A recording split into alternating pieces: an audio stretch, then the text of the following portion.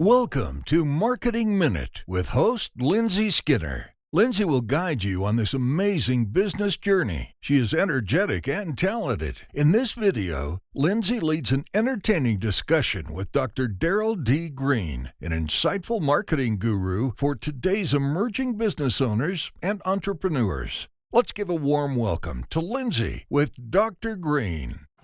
Welcome to Marketing Minute with Dr. Daryl Green.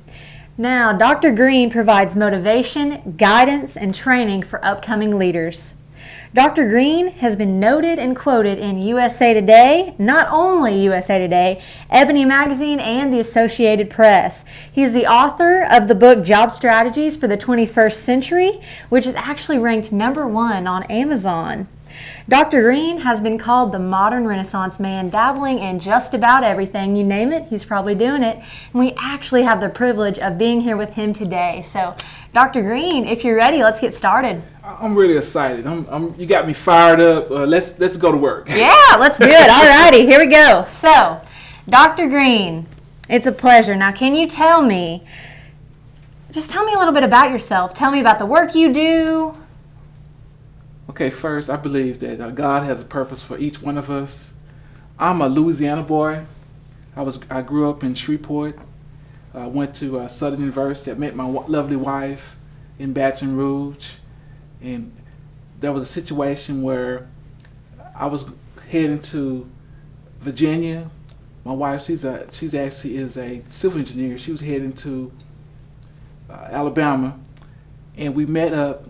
And I saw her. We both interviewed with the Department of Energy. I said, the only way that you're going to go to Washington State is that you're going to have her fiance go with you. And she did. And they called me and they said, would you like to work for the Department of Energy? I said, I can't make that decision yet. And before you know it, they flew her to my state. We made that decision, and all hell broke loose in our families because they did not understand how we would leave our families and friends. But that's really how I got involved in marketing, because in everything you do, whether building relationships, whether trying to find a new job, marketing is all a part of that situation. And so hopefully we'll be able to help individuals who are trying to build and grow businesses, and I've done that before, so we can get busy. All right, so let's start it out. Now give us some practical tips. Give us some practical marketing tips. Okay. First of all, most businesses make mistakes because they underestimate the market. And when we talk about market is a group of buyers. And a lot of times, individuals get involved, and I see it every day. Individuals say, I'm tired of this job. I hate my job. I hate my situation.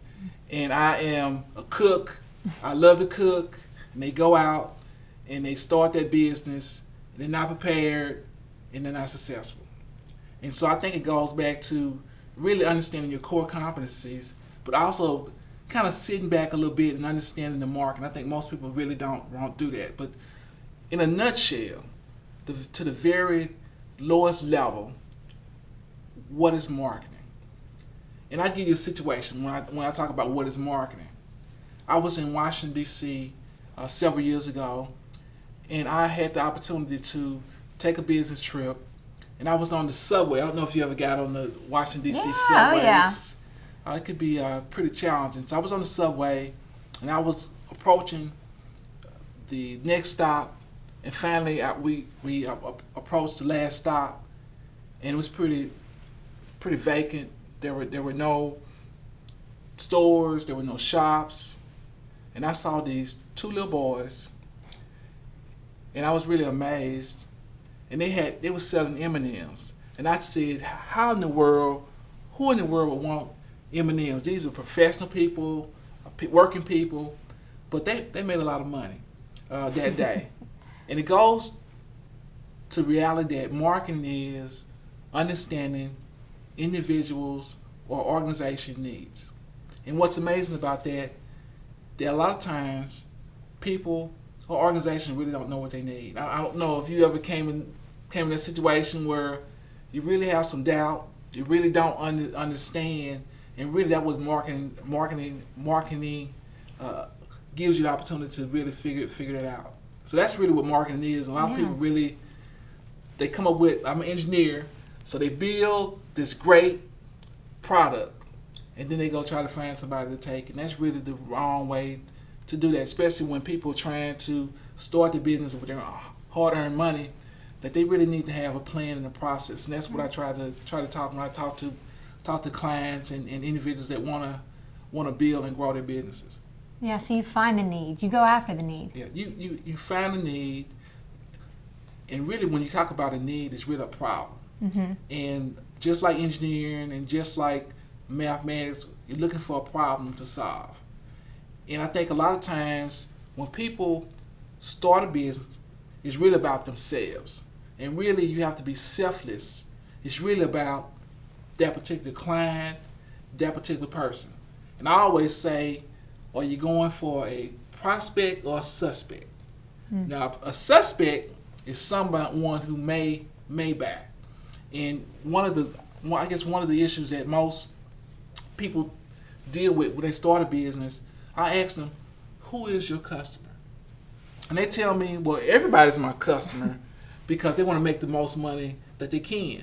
But as you know, if you have relatives, all your relatives are not good relatives. and saying that all people that are potential customers are not good customers. And so what you want to try to do is, we talked about creating a prospect, is that you want those individuals that are qualified, or individuals that really understand that what you offering is valuable. And when you have the product and you have the right customer, you have a good relationship. And that's really what we try to encourage when we start talking about those basic marketing concepts. First of all, you need to understand what your market is and what your, we say, ideal client or your ideal customer looks like. Okay, so Dr. Green, can you tell us, just in your life, how has marketing changed? How has it evolved? Just what you've seen in your life. Well, when the whole concept got started, I'll give you a little history lesson. It's not Here serious. we go. It's not serious. But we think about the automobile. We think about the Ford, the Model T. They had one basic model, and it was black. And so individuals were caught in a situation. You had a car. It was the only car of its type. It's the only car that you have, and so they got it. Mm-hmm. And so the emphasis was, you create a product and you go find somebody. Well, we evolved in the marketing community, and you came into sales. So now you have all these black cars. You have a surplus of the black cars, and so you go try to find somebody to purchase them. Then we evolved and said, well, let's do a little bit better. So we started thinking about who are the potential people that might be interested in their product, and then we went and we tried to match our product to the customer. So now we're in the 21st century. The real emphasis now is trying not only find your need, try to meet your need, but the whole goal now is what we call relationship marketing or relationship selling. So now I'm not just trying to buy or try to sell you something one time. I want to maintain that relationship because I know that relationship is valuable. Again, we got a lot of competition, and so I'm trying to grow and build those relationships. So I'm not going after suspects anymore. Just like relationship, I'm trying to go after that right prospect, and that's really what has evolved. So we moved away from creating a product to now we're trying to come up with the right product for that right person and build that relationship so that we can have different product offerings, different services to that same individual. And you see the right companies, they do a lot of that. If you think about Amazon, when you buy from Amazon, you'll get a ticker. You say, well, if you like this, maybe you like this particular product. Yeah. And that's what the better quality organizations try to do. I think for most small businesses, they really don't have that kind of time because they're dealing with the day-to-day issues and problems of life. They don't really have time to sit back and say, what am I in the business of doing? What is my ideal client to find? I think that's one of the things in terms of marketing for professionals. I wrote that book in order to try to help emerging entrepreneurs and business owners kind of systematically come up with a process that they can be very successful in the marketplace, and that's what we hope to try to do. Yes, sir. Okay, so speaking of, you create that close-knit relationship. You got that. Now, I'm an entrepreneur. Yes. I'm in the early stages. You are. Well, there we go. That's why I'm here. Okay, so I'm an entrepreneur. I need your help. Now, give me 3 tasks. What do I need to do to get on track? First of all, you gotta ask yourself, do I have the heart and the commitment to take this on? Because selling is very, very difficult. And if you're a very vulnerable person, you don't like being rejected, I think so. First, you got to say, do I have the commitment? Do I have the energy that's necessary to be successful? So it starts with the right attitude. Do you have the right attitude? Do you have a vision? Do you have a passion? Do you believe in what you're trying to offer? So I think it starts that. Then I think it starts with understanding my ideal client, my ideal customer. In a nutshell, we try to understand what the market looks like. And what we try to do is, we're not trying to go after everybody. And that's what we talk about. The term that we use in the book is segmentation. So we want to try to narrow that focus. What the type of business you're thinking about getting into? Just give me something. Okay, so say I have a love for the elderly. Okay. And I'm wanting to build this house, and instead of, say, nursing home care, I'm trying to build an alternative and have them, hey, come in here and have a home-like setting. That's a little opposite of a nursing home. So how do I get that business started? So again, you already got the passion. So no doubt on mine, she has the passion.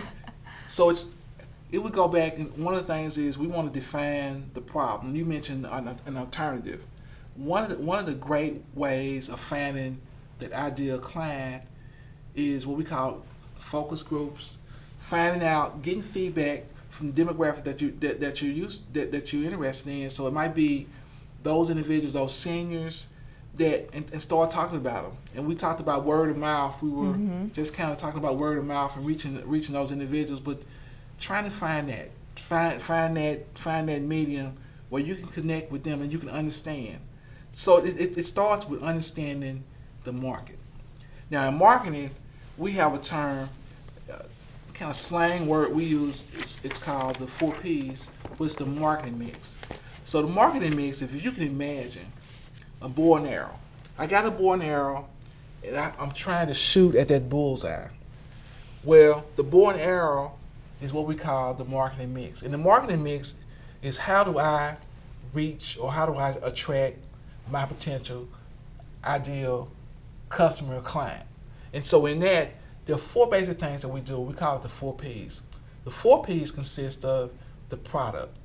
It starts with the product. So if I'm trying to attract my ideal customer, the product has to be a certain quality, maybe a certain shape, to fit what that individual is looking for.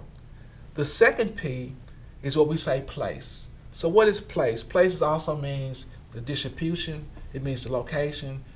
You got a product, but it has to be in the right location so that the ideal customer can get the product.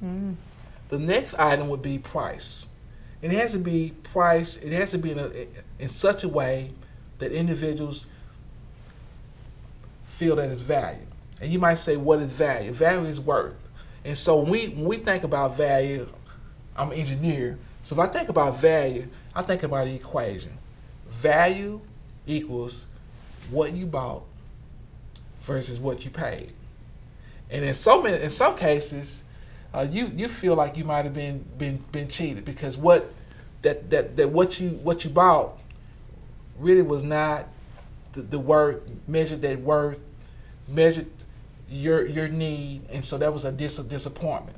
And so that goes back to price. And so you have to understand what is that price, that medium, where that ideal customer feels like they got a bargain. They really got something that was worth something. So the other P I mentioned, so you got the ideal product, you have the right place to find it, you have the place, you have the right price. This is the area that really hurts so many small business, so many entrepreneurs, and it has to be promotions. So what is promotion is, you got this great product, it's at the great price, it's in a great location, but no one knows about it. And you find so many businesses, and when I've in the past done evaluating hundreds of different types of businesses in my various works in terms of academics and working in the public sector, a lot of times when businesses fail, it's not because they did not know the operations, they weren't trained, they weren't qualified. It's a lack of marketing. And marketing covers everything. Marketing is, again, the price, the quality, the training, the attitude, everything that an individual needs in order to make that sale. And when you think about the whole concept of marketing, you have a product or you have your service, and you have that exchange of goods that take place. And so there are plenty of opportunities to really to mess up. And so being systematic, understanding what you're trying to do is very, very important. That's why I go into writing in marketing for professionals, is having that marketing strategy. So that's really what those are some of the little tips I would try to give the individuals. First you got to have the attitude, you got to feel comfortable about it, and then you got to identify what is that ideal customer that you're going for, and then you have to come up with an ideal marketing mix, or we say the strategy. So really three key things to really build on. Okay, so that being said, talk to me a little bit about customer value. Okay. So again, what makes that's a very difficult thing for most people. Why is that difficult? Because when we talk about customer value varies across people, because people have different backgrounds, people have different parenting, people are educated, and so the whole concept of trying to find value for an individual is very, very difficult. And so again, a lot of that is built on doing market research, understanding that demographic, understanding them to a standpoint that you feel comfortable, that you're trying to meet their need in order to be qualified.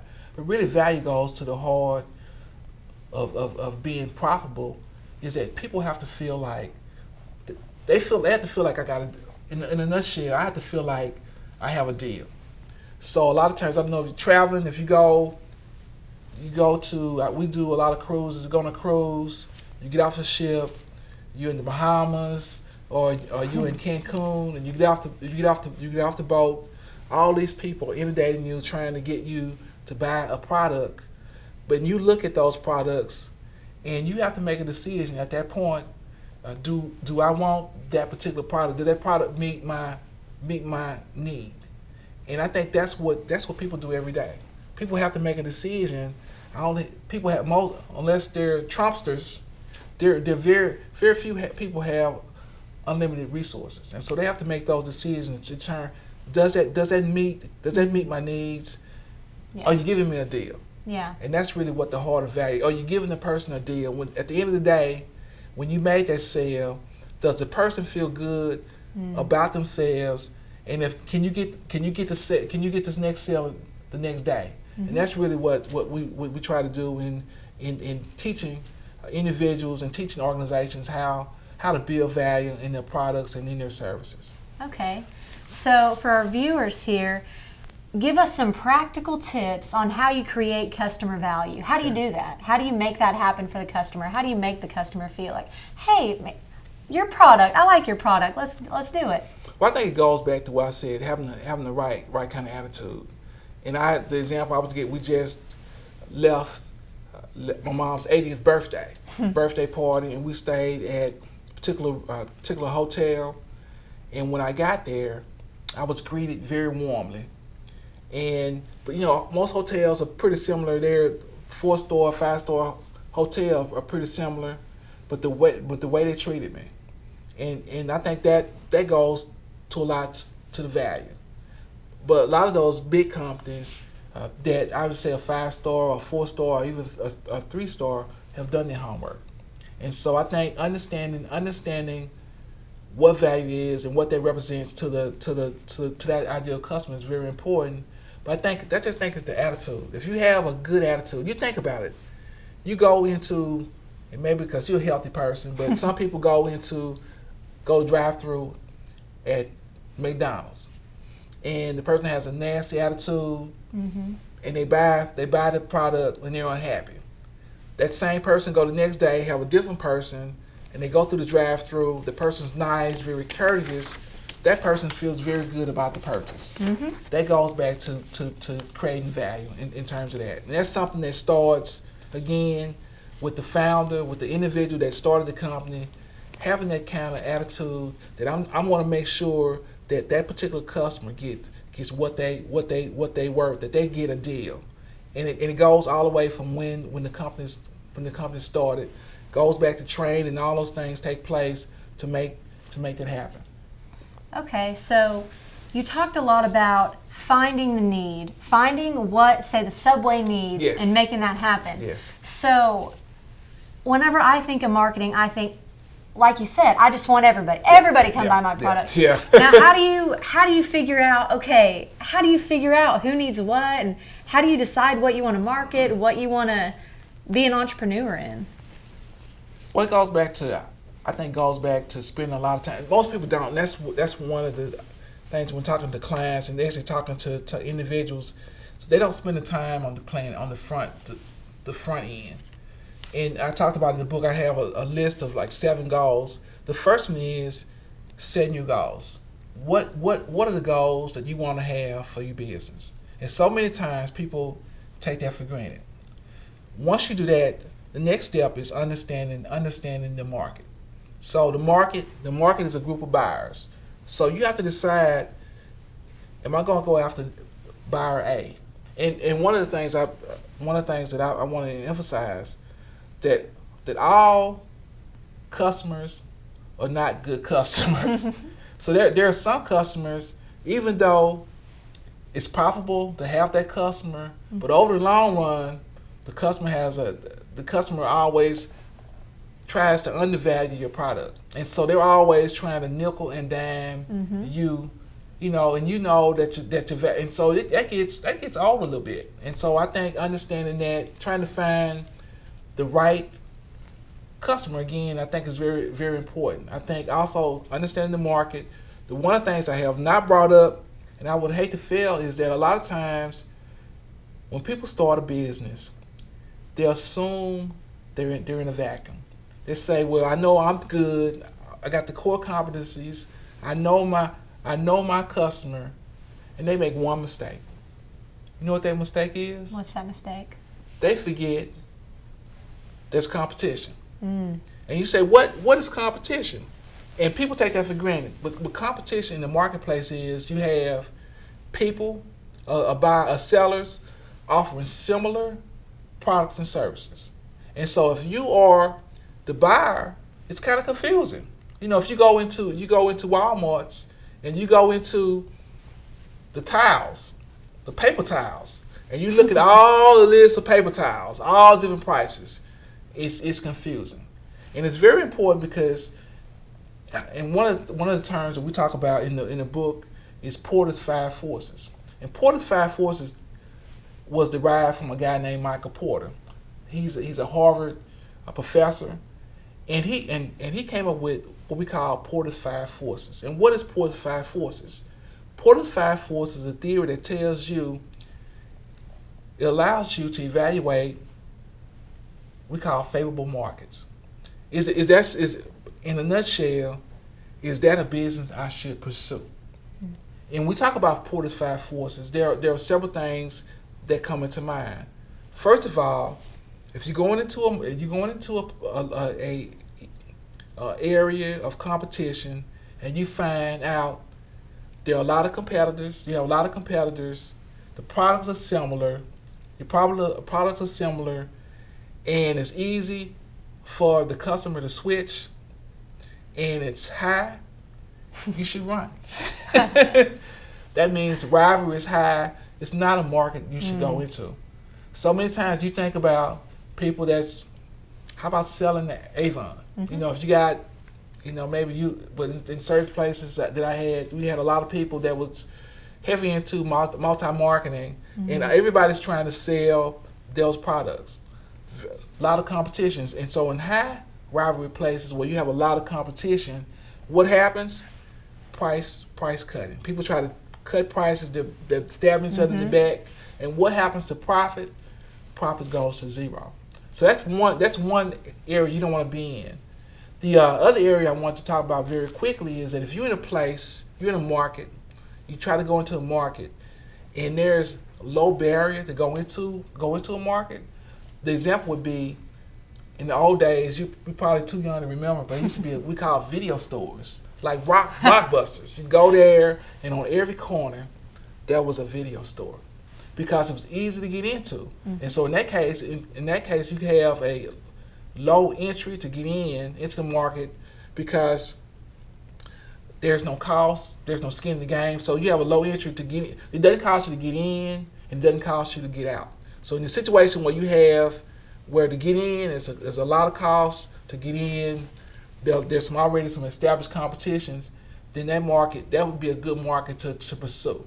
But if you're in a market where everybody can get in, you should run. Okay. And the other areas that you want to be cautious of is you have an area where you have a lot of substitutions. There are a lot of ways to substitute your product. Probably might not be a good place to go. Where there are more suppliers than they have buyers, may not be a good place. And when you have buyers have more control, and you just have a limited amount, you have an abundance of suppliers, that might be a different place to go to. So those are some of the places I would say if you're starting a business, you need to be aware of your competition. That's really what most people really don't get into, and that's what I try to teach my students. I try to teach my clients. You need to understand what markets you're pursuing. Is it a favorable market, or is it an unfavorable market, in a nutshell? Okay. So you're saying if the market's too full, don't do it. Yeah, if the market it's a market too full unless you're trying to build something unique. I call it a niche. Unless you're trying to do something that's very different, you may have, say, video. You might have a lot of video stores, but maybe you do something that maybe focuses on games, and so now you're gaming, and so you're kind of different, and so you kind of narrowed down the competitors. So it's always good if you can make your category much smaller. Yeah. You don't have to deal with the crowd. It's like being in a crowded pool.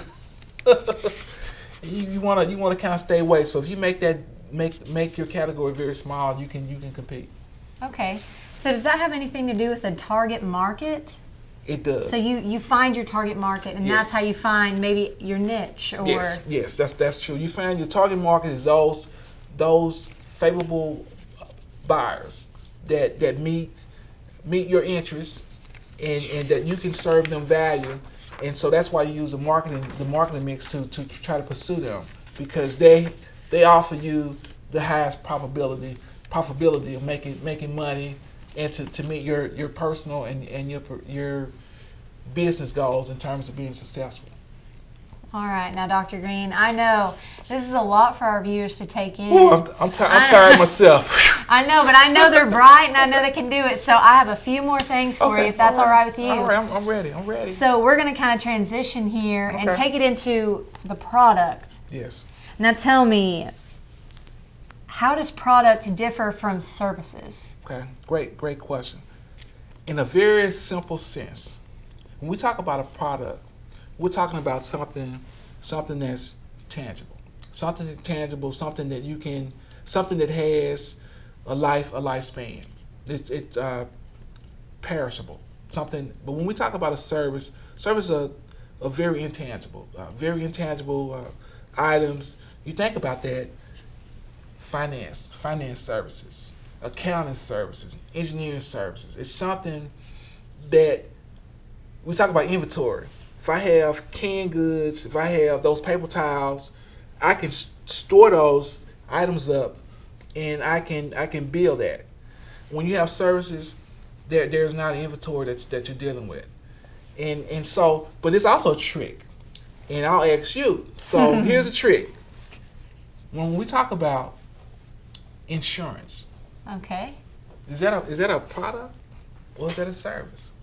Ooh, that's a tricky one. That's a tricky one. What about when we talk about warranties?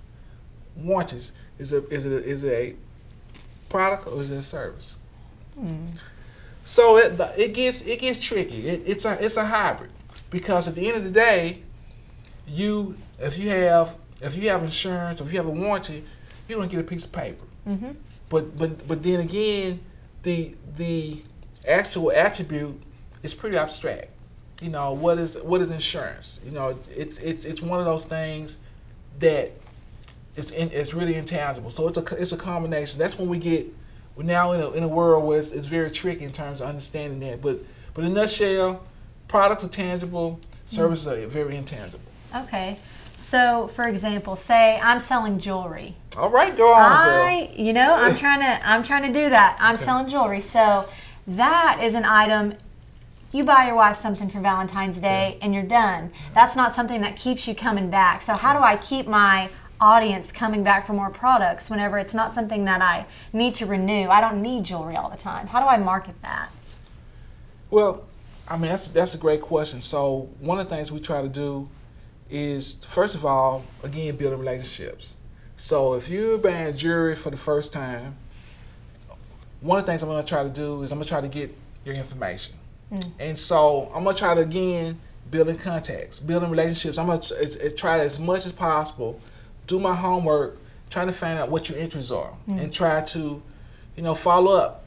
You got jewelry, but, certainly Mother's Day coming up, or you want to give your mother something, or you want to give a friend something, or they have a birthday, and so we try to make those connections to try to give other product offerings that meet your needs, and so that's really the catch, to try to build those relationships. A lot of consulting companies, a lot of use direct mail. You probably saw something. Amazon has their own system to do that. We're just trying to reach out and connect with the individual. So we call it data mining and analytics. We try to get as much information about the individual and try to give them service. Again, we're not trying to spam them, but we're trying to give them some value, something else that they would value, that they would keep coming back. Okay. And again, one of the things I also learned that in most cases, people will not buy from you based on two things. People only buy from people that they like. And so likability becomes a very important part of that. And that's why I go back to, you got to have the character. The other one is people don't buy from people that they don't trust. And so that initial contact with that customer is very important, that you build that, you set that groundwork to being trustworthy and being likable to get to sell some more jewelry. There we go. That's all I'm trying to do is sell some jewelry. There you go. Now, how important is strategy? Because I know selling jewelry, I'm just, Facebooking it, LinkedIn it, whatever I can do to get it out there. But do I need a strategy? Amen. Amen, sister. Can I get amen? Yeah, amen. Yeah, strategy is very critical. And in a nutshell, what is strategy? Strategy goes to the heart of planning. So setting the plan is very important. So in marketing, we generally have three different strategies that we utilize. The first strategy is what we call a low cost strategy. So what is a low cost strategy? I want you to think about Walmart. I want you to think about McDonald's. In that case, those companies have chosen a low cost strategy. Basically, is they try to keep their costs low, and so that they can offer their buyers the best value at the lowest cost. That's one way. So I want you to picture in your mind Macy's. Okay. I want you to think about Lexus. I want you to think about royalty. All those things are not built on being at the lowest cost. Matter of fact, some of those companies, want to have the highest price. And so in that situation, that strategy is called a differential strategy. So the focus is trying to set themselves apart in the marketplace so that they can gain market share because they're very unique. The last one we had talked about in several situations. We talked about the videos and trying to be different. But in a lot of cases, if you think about, again, Walmart is super. Walmart is a large store. And most small businesses in rural areas and rural communities have gone out of business. And so you can't beat Walmart's in terms of offering the lowest price. And perhaps you can't be different enough where the buyers would understand. And so the third strategy might be something you would offer is what you want to do is you try to build a category that you can compete in. And what that's called is a niche or focus. And so I can't compete with Walmart's. So maybe I develop a convenience store solely for squirrels. So squirrels, only squirrel owners who love squirrels. That's a very small group. But that could be a very profitable group. And so you build that, and so you only try to market to the individuals that like squirrels, and so you're not competing with Walmart's. That's what we call a niche or focus strategy. So in a nutshell, you have three strategies: low cost, like Walmart's. You have being differentiation, like we talk about Lexus or Macy's, or we talk about being focused, being niched, like that squirrel store, convenience store we have in Shawnee. So that's why strategy is very important. It gives you direction. It gives you vision. All right, so I have a jewelry business. I have a chicken shack. All right. What do I do to promote my product? What are some important things I need to do? Okay, so one of the things I would say would be dressed like a chicken.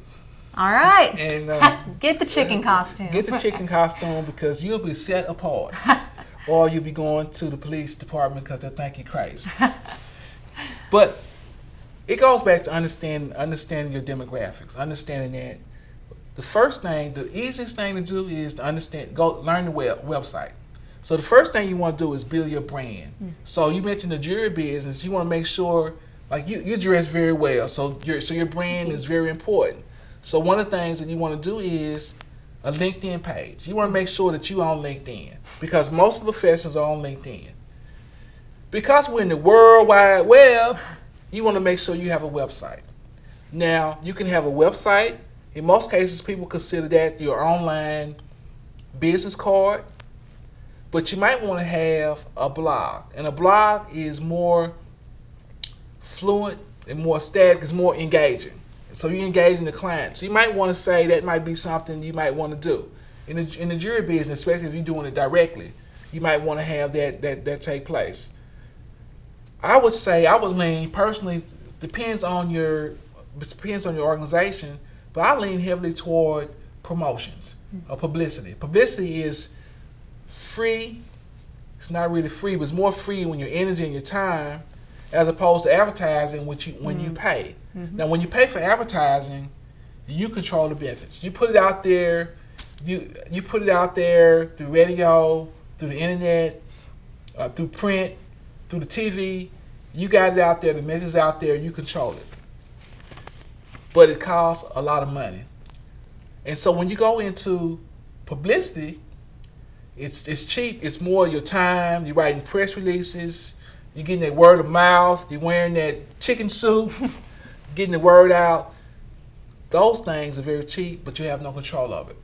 The example that I would give somebody is, I got interviewed from a newspaper up north, and they wanted to know my opinion about families, and I gave it to them, and they asked me about this particular famous person, about this particular event. I said, well, family is very important, and when the story came out, it came out that I supported the person as opposed to families. And so in saying that, you have to be very careful about publicity. You have really no control over it. Once that gets out there, especially social media, World Wide Web, once it gets out there, you really don't have any control about what happens to it. And so that's one of the things I would say. So that's, again, promoting it, getting it out there. Word of mouth, you can't beat word of mouth. And making those things happen in terms of creating a good story. And really, when you talk about promoting yourself, it's really about telling an incredible story. And that's what everyone should be able to say.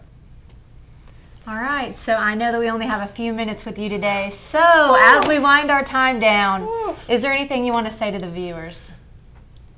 Yes, I enjoyed the interview. Again, it starts with understanding what you are passionate about, what your belief system, and what you do well, and then having a strategy. You know, sometimes you could put it on toilet paper, but I think it'd be more effective if you put it on put it on a tablet, or write it down, so that you can go back and you can verify that whatever your goal was, that you stuck to it, and that you were successful, and that you could make improvements and make those things happen. So having the right kind of strategy is great. It will really make your world go well in terms of in creating a new business. All right, so now tell your viewers, where can they get marketing help? That's a great question. So we're going to go back to the basics. You got to have the right attitude, and you got to be likable, and you got to be trustworthy. Certainly, you can, in your word of mouth is very important. For myself, our company, AG Strategic Management, we try to deal with customers. We try to build long-term relationships, and so myself and my wife, we try to understand problems. And if you go to my website, drdarylgreen.com, you'll find products and services where I offer solutions to help people meet those needs. So you want somebody likable. Oh, yeah. You want somebody trustworthy, like a Boy Scout. And I think those things are very, very important. So individuals can contact me at various locations. Again, I gave my website. I'm on LinkedIn. I'm on Facebook. All those social medias, and we just would love to help America compete. And I think we're living in a world right now, in a world of uncertainty, a world of high risk, and you just can't afford to spend your hard-earned money on something that's not working. And there's a definition of insanity. It's doing the same thing over and over and over again and expect something different to happen. And I believe marketing for professionals can give a very quick read, a very easy read, but it can give a roadmap for entrepreneurs and emerging business owners. Dr. Green, it's been an honor. Yeah, you got me tired. I know, but I'm getting tired over here. I need some Kool-Aid and lemonade. I know, but I know that our viewers are just going to love it. We want to thank them for tuning into the Marketing Minute today. It's been a privilege, Dr. Green. Thank you so much. And as he said, you can find him on LinkedIn, Facebook. So look him up in Marketing Professionals. It's going to be a hit. Thank you, Dr. Green. Thank you so much. Appreciate it.